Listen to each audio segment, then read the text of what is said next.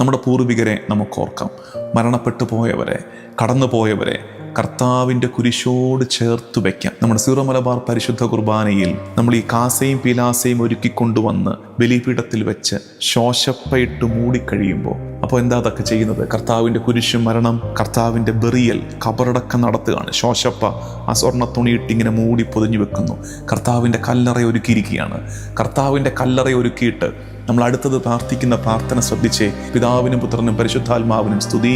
ദൈവമാതാവായ കന്യകാ മറിയത്തിൻ്റെയും നീതിമാനായ മാർ യൗസേപ്പിൻ്റെയും സ്മരണ വിശുദ്ധ ബലിപീഠത്തിങ്കൽ ഉണ്ടാകട്ടെ. കർത്താവിൻ്റെ കല്ലറയിൽ കന്യകാ മറിയത്തെ യൗസേപ്പ് പിതാവിനെ ഓർക്കുന്നു. നമ്മുടെ പിതാവായ മാർ തോമാശ്ലീഹായ രക്തസാക്ഷികളെ, നീതിമാന്മാരെ കർത്താവിൻ്റെ കല്ലറയിൽ ഓർക്കുന്നു. അടുത്ത പ്രാർത്ഥന മൂന്നാമത്തത്, ചെറിയവരും വലിയവരും ഉദ്ധാനം പ്രതീക്ഷിച്ച് മരിച്ചുപോയ എല്ലാവരെയും കർത്താവിൻ്റെ കല്ലറയിൽ, എവിടെ?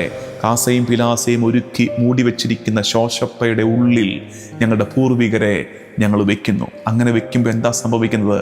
പൗലോസ്ലീഹ പറയുന്നില്ലേ, കർത്താവിൻ്റെ കുരിശോട് ചേർന്ന് നിൽക്കുന്നവർ അവനോട് ചേർന്ന് സംസ്കരിക്കപ്പെടുന്നവർ അവനോട് ചേർന്ന് ഉയർത്തെഴുന്നേൽക്കപ്പെടും. ഓരോ പരിശുദ്ധ കുർബാനയിലും കർത്താവെ നിന്റെ പരിശുദ്ധാത്മാവ് എഴുന്നള്ളി വരട്ടെ എന്ന് പറഞ്ഞ് ഈ അപ്പത്തെയും വീഞ്ഞിനെയും കർത്താവിൻ്റെ തിരുശരീര രക്തങ്ങളാക്കി റൂഹാദ കുദിശ മാറ്റുന്നത് പോലെ എസക്കേലിൽ നമ്മൾ കാണുന്ന അസ്ഥികളുടെ താഴ്വാരത്തിലേക്ക് കാറ്റുവീശി അവർക്ക് ജീവൻ കൊടുത്തതുപോലെ നമ്മുടെ പൂർവികരിലേക്ക് കർത്താവ് ഇറങ്ങി വന്ന് അവരുടെ ആത്മാക്കൾക്ക് നിത്യത സമ്മാനിക്കുന്നത് ഓരോ പരിശുദ്ധ കുർബാനയിലും വിഷ്വലൈസ് ചെയ്ത് നമ്മൾ അവർക്ക് വേണ്ടി പ്രാർത്ഥിക്കണം.